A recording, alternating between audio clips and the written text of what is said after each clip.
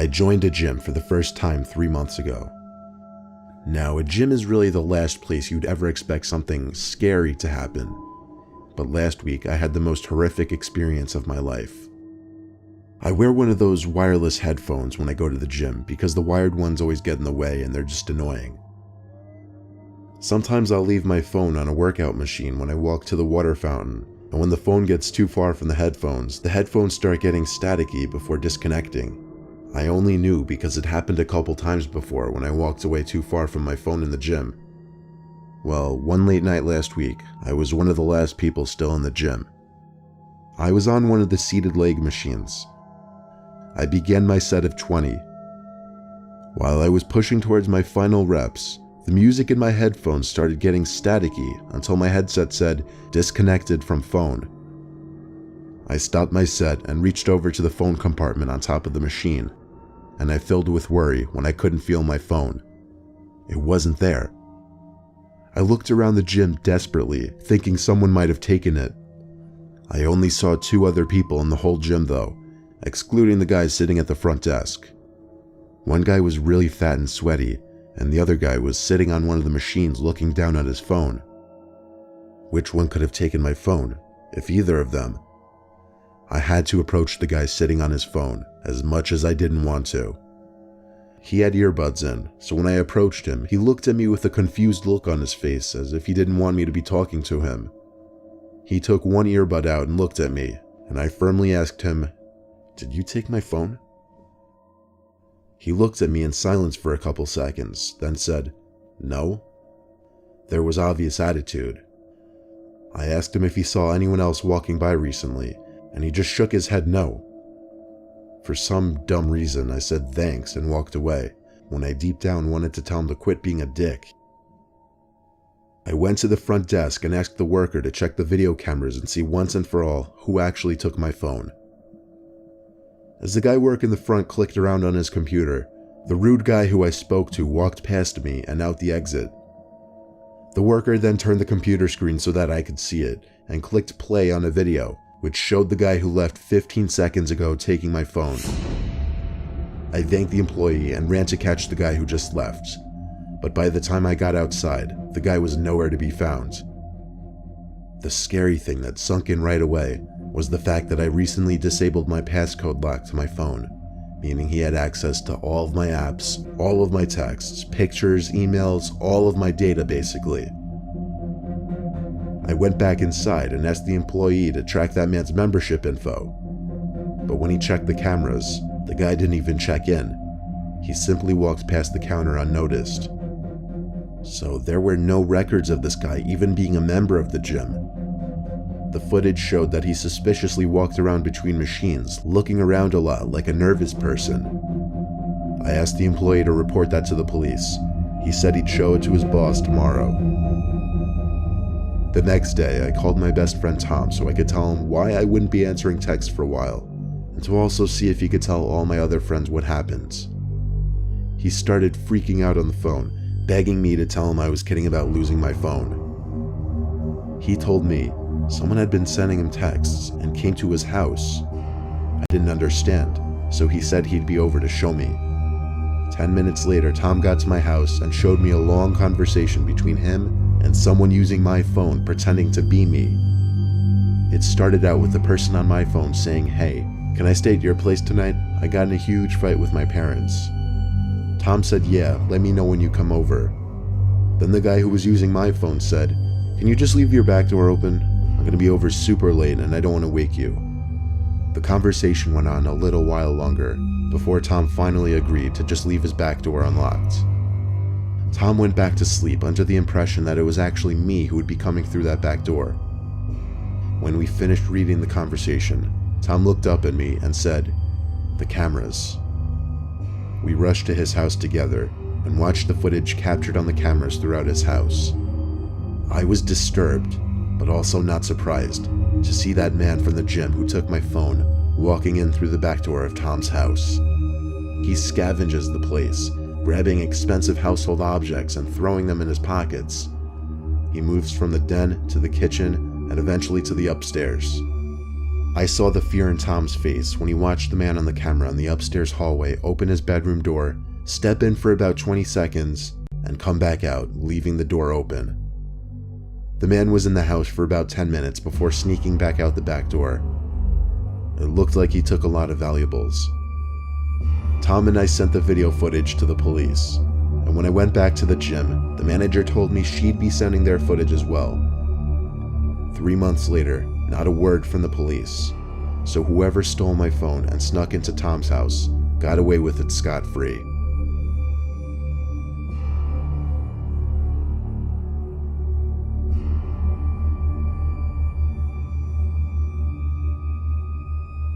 I currently go to a 24-hour gym in my town.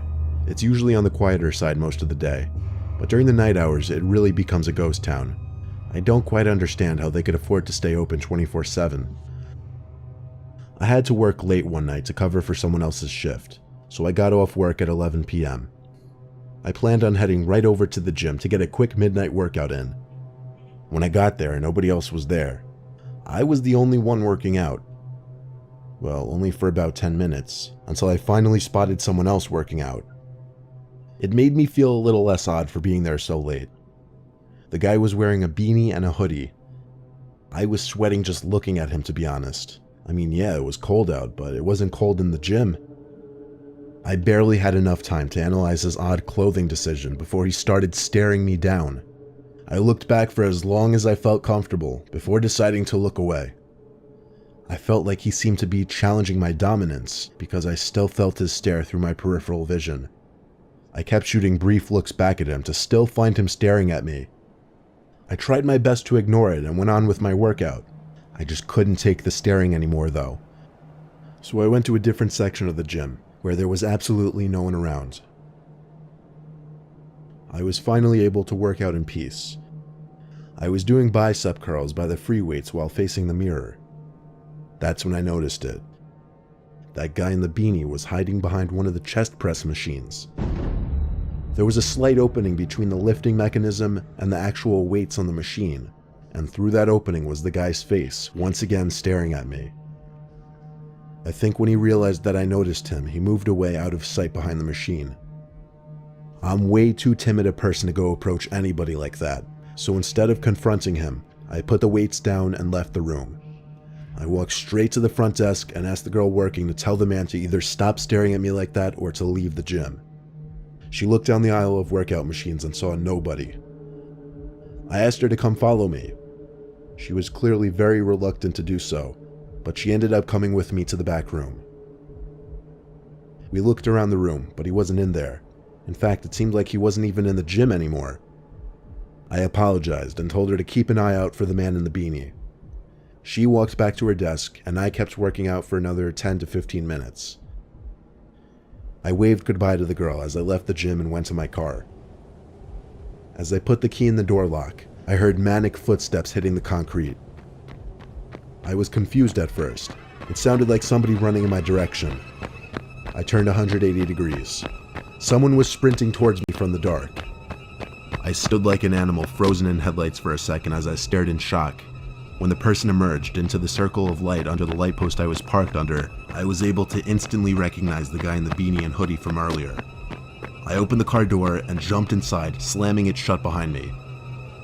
I slammed my hand down on that tiny lock knob atop the door handle a split second before the man tried to open the door. As I started the car, he started to kick at my door and window. I threw the handle into reverse and stepped on the gas. The car jolted backwards away from the man, and I was able to escape the parking lot safely. I got home and found a bunch of dents in my door from the man's kicks.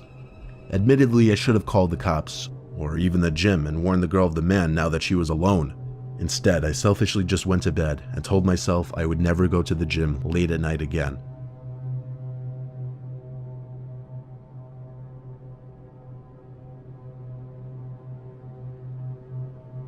I used to work nights at a 24-hour fitness in New Jersey. I had a love-hate relationship with these shifts.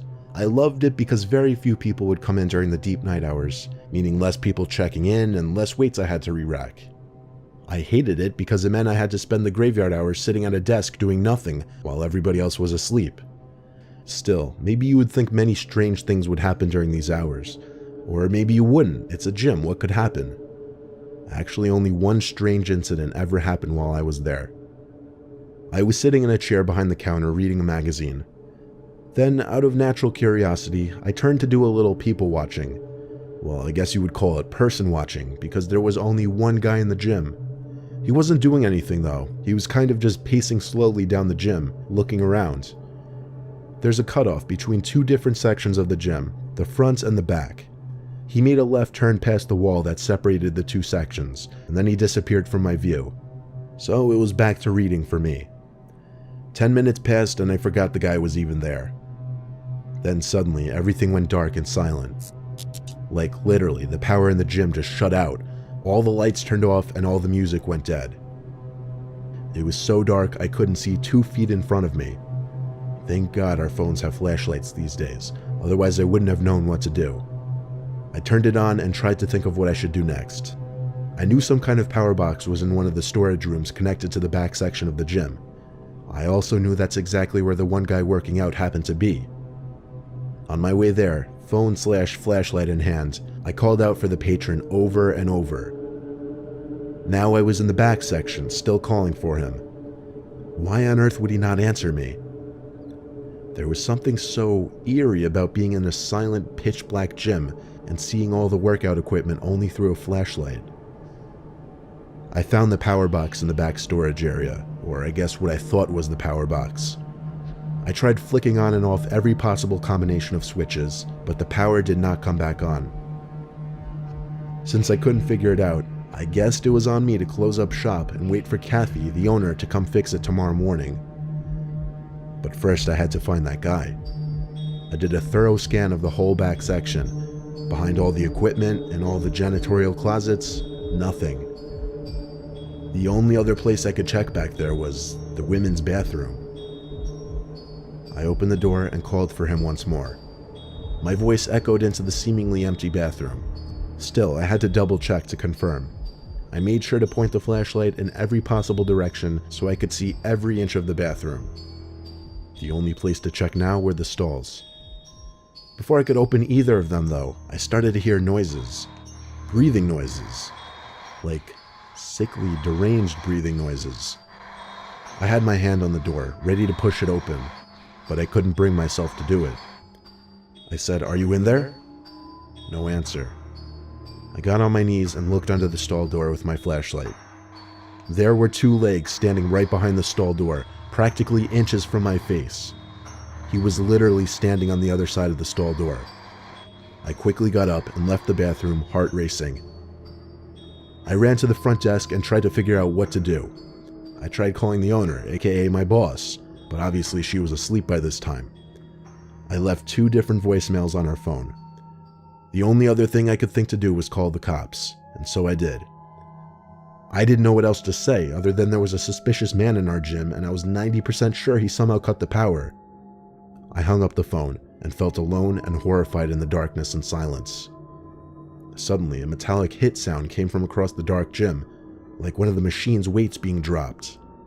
I shined the light down the gym and called for the patron once more, and then called out that we're closed and that he had to leave.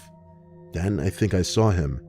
I saw someone walking between 2 machines before getting too far from the light to see. It seemed like he was messing with me now.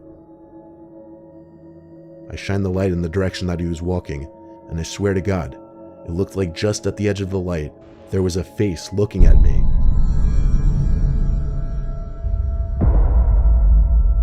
The blue and red lights from the cop car outside lit up the front section of the gym briefly. A cop knocked on the now dysfunctional front door, and I physically opened it to let him in. He took out his flashlight, greeted me, and said he'd take a look around. All I saw from the front desk was the light of the officer patrolling the whole entire gym, including bathrooms and closets, before coming back to me and saying it's empty. He suggested that whoever it was left through the back door, and that I should lock up and come back tomorrow morning. And that's exactly what I did. By the time I got back the next morning to check on things, Kathy was already there. Apparently it was just a simple power outage the night previous. Kathy and I checked the camera footage together in those brief moments before the power went out. We checked for the guy I described, but he wasn't there. There was no footage of him entering the gym, there was no footage of him working out, or even just walking around the gym. Kathy looked at me like I was a loon, but I was too frozen with shock and confusion to care. I swore up and down to her that someone was there that night. To this day, I don't know if she believed me. I don't even know what to think of that night, but I know I saw someone there that night, regardless of what the cameras might have shown.